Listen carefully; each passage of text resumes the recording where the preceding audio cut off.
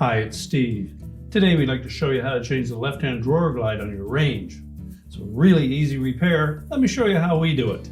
Now with the drawer set on a suitable work surface, we're going to locate a retaining screw at the very back corner. Simply need to remove that.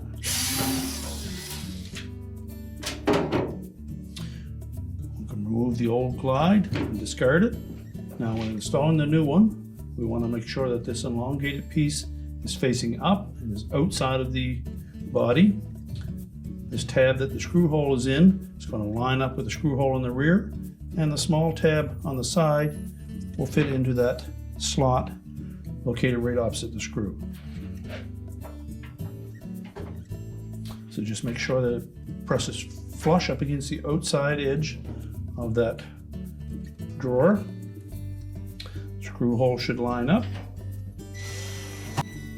Simply tighten the screw, and then we're ready to put the drawer back into the range. So reinstall that drawer. We're simply going to lift it in far enough that the rear glides clear the glides that are attached to the oven body.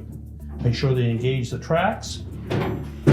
Push it firmly into place, and your repair is complete.